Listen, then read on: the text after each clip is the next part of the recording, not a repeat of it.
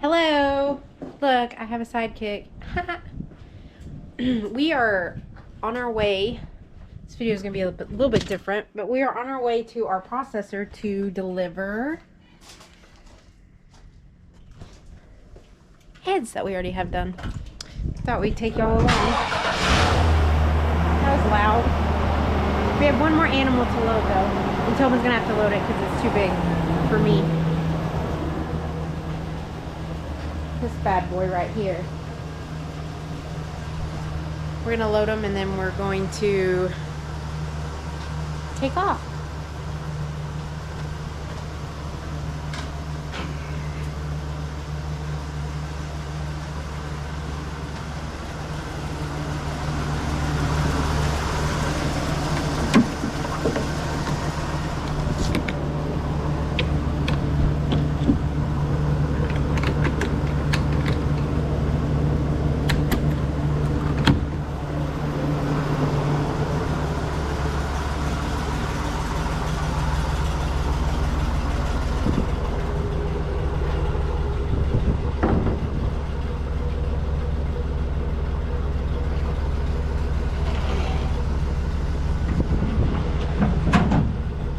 We always get funny looks when we're at stop signs. Because if you can see right over the top of the bed of the truck, you can see horns. One year we went and picked up.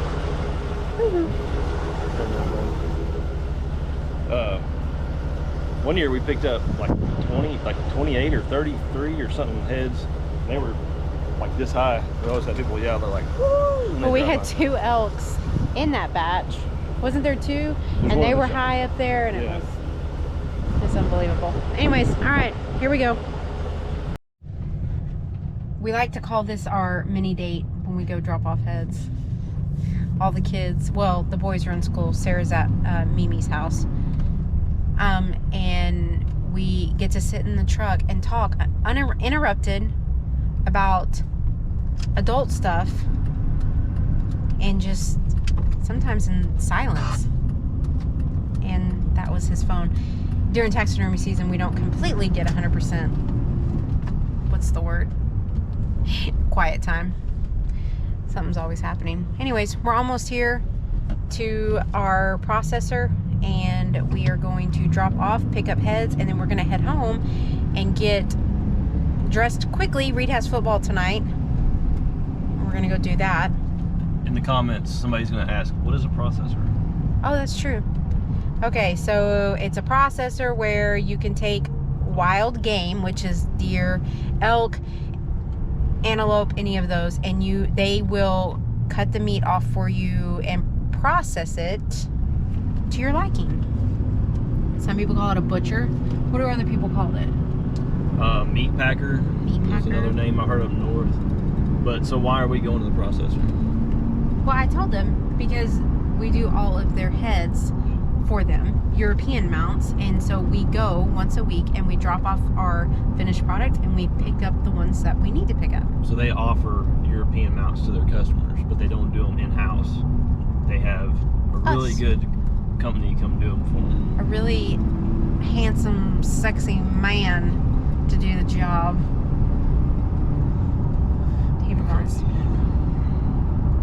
Alright. We'll show y'all after we pick up. We don't take the camera into the processor just to respect their privacy and all of that. Okay, bye.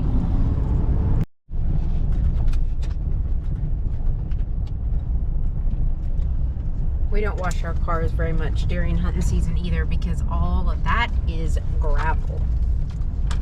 And when you get less than a half an inch of rain over 3 months, makes your car look. If it's not white, it's going to be white when you get done driving down this driveway. I've always liked that little house right there. It's a little log cabin house. We're home from our date. I mean picking up heads. Show y'all what we got.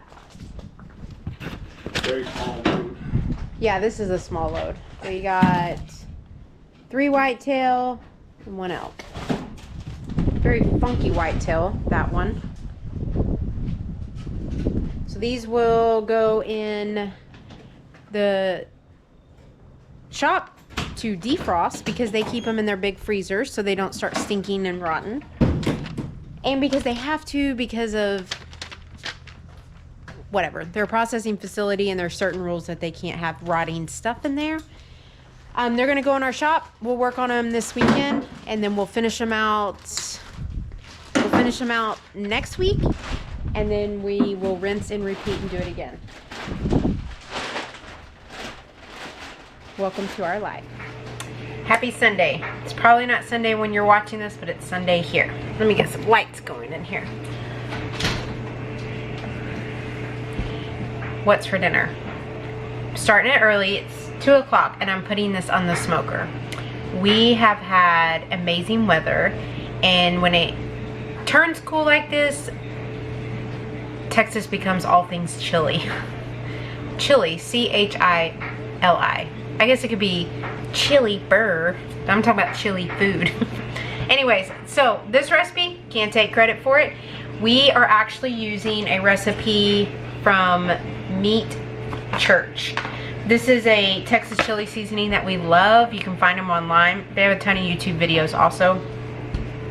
But I found this recipe last night because I was looking up a recipe for the chili because I can't ever remember it. And I came across their brisket chili recipe. And I'm really, really excited about this. One, because we have a ton of leftover brisket that Tobin smoked last weekend that I need to get rid of. It's on the verge of losing its goodness.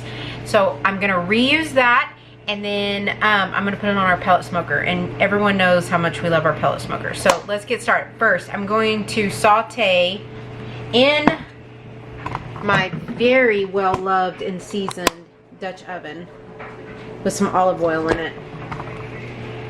My mom bought this for me for Christmas. I can't even remember. I want to say it was probably, oh, I don't even know, 8-10 years ago. I love this Dutch oven. It's my favorite thing. Probably will never get rid of it unless somebody forces me to. Anyways, I'm going to saute some diced onions and some minced garlic. I put it in here because it leaks and gets all over the refrigerator. And then these, I don't know how to pronounce them. Let's see. They are A-D-O-B-A-D-O-S. I'm not even gonna try, guys. But this is the chili's chipotles. And they give it a really good smoky flavor. It's one of Tobin's favorite recipe, or ingredients that I add when I am cooking. Do y'all see this right here? I just caught my eye. It's a laundry basket that somebody didn't even make it anywhere close to the laundry room. It's just sitting right there in the middle of the hallway, walkway, whatever. Anyways, okay, here we go. Sauteing some onions, sauteing some garlic, and I'm gonna cook these with it. I'm gonna cook it for about 10 minutes and let everything break down, and then we'll go to the next step.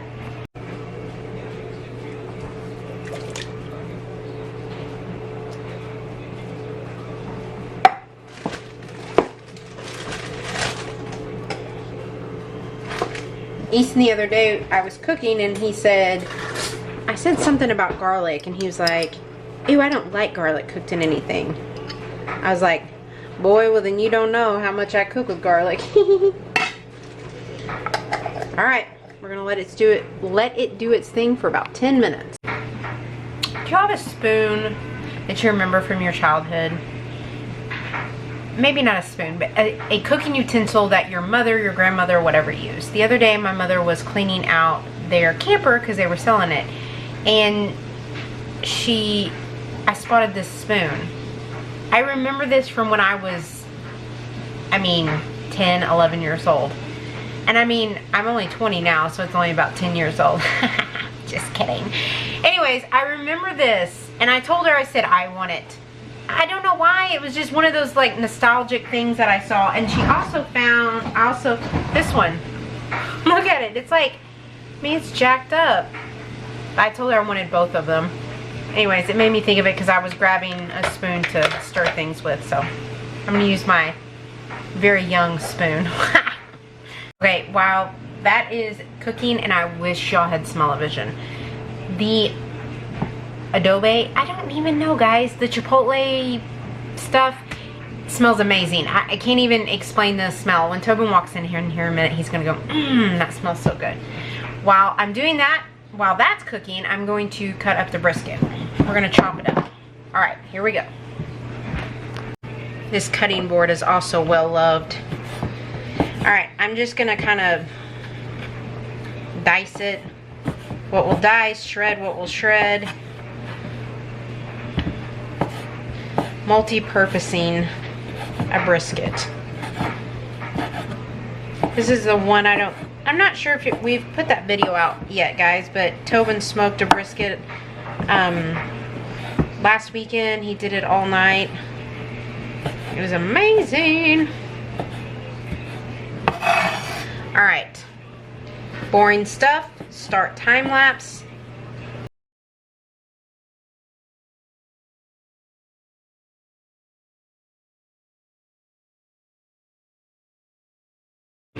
Speaking of barbecue, I know some of you live in the North Texas area. We had to go to one of Sarah's best friend's final band performance of her high school career. We went to Mesquite, Texas last night, and Tobin was hungry after we left, and he said, I'm going to show you our barbecue place. And so we went and ate at Mesquite Barbecue. It's in Mesquite. It's a little hole-in-the-wall place that's been open over 60 years, I think is what they said.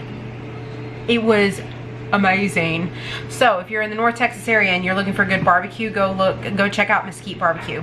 They don't know I exist, so I'm not getting anything out of this. I just want to share it with you because family owned, great barbecue. Okay, on to the next thing. Also, we're not sponsored by Meat Church either. I just want to put that out there. We've used this for a long time. They too do not know who I am. Don't even know that we exist. So we just like their product a whole bunch. Here comes someone. Watch. He's gonna say it. Smells good. Told y'all. Brisket smell. Like brisket? Smells good. Told y'all he'd come in and say that. It does smell really good. I was just telling them that Meat Church doesn't even know we exist, but we're not a sponsor, but they should go buy this stuff. Yeah. Okay, I'm gonna add, so the stuff cooked down, I'm going to add a 28-ounce can of, any guesses of what that was? 28-ounce can of crushed tomatoes, a 14.5-ounce can of petite diced tomatoes. Sorry guys, I don't think it's focusing. I'm trying. Okay, there we go. Let's try that again. Crushed tomatoes. 5 tablespoons of Meat Church chili seasoning. Now, let me tell you, this packs some heat. I'm gonna knock it down to 4 tablespoons. You can even crank it up and do 6 tablespoons, or you can add cayenne pepper. My family doesn't like things super spicy, and so I'm gonna kick it down to 4 tablespoons. Less is more with this. The seasoning goes a long way. It's so delicious. All right, I'm gonna add everything in. Brisket going in.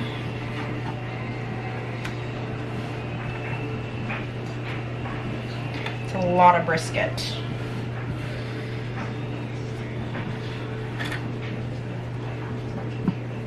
Tomatoes.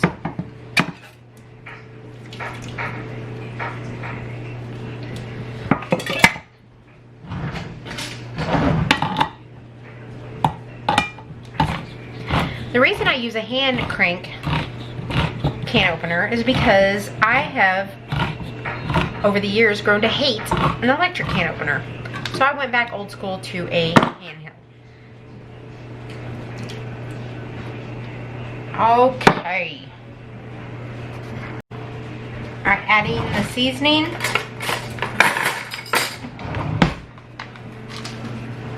One, 2, 3, 4, and some change.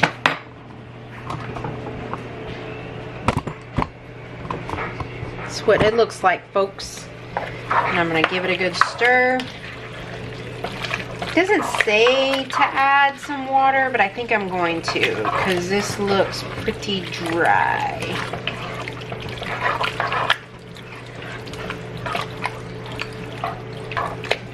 Oh my gosh, it smells so good. Okay, I'm gonna add a little bit of water.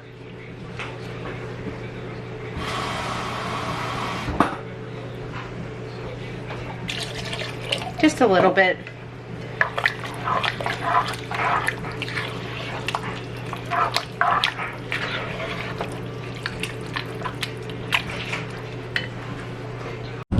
Alright, the smoker's already going. I've got it at 250.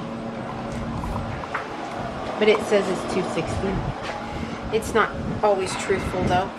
Anyways, I'm going to put this on here and you don't do anything. No lid or anything, and we're going to leave it for 4 hours. And then we're just going to go back and check it.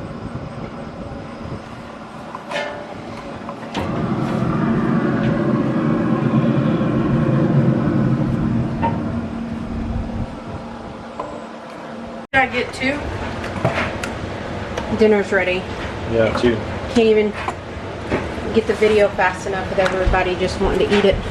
We took a few bites. It was delicious. It's very good. These are the best. And then I made homemade tortillas.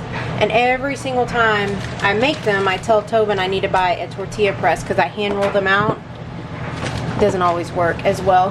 But Last time you made them, I had a tortilla press on Amazon ready to buy it, and you wouldn't let me buy it because you are a bit of a tightwad. it's factual information about me. So I'll say that I'm going to buy a tortilla press, and then next time I'll just hand roll them out again. Anyways, I think this is going to be a hit for dinner. Everyone has already, look, I mean, like, the boys, I already ate mine. the boys are in here just chowing down. It's very...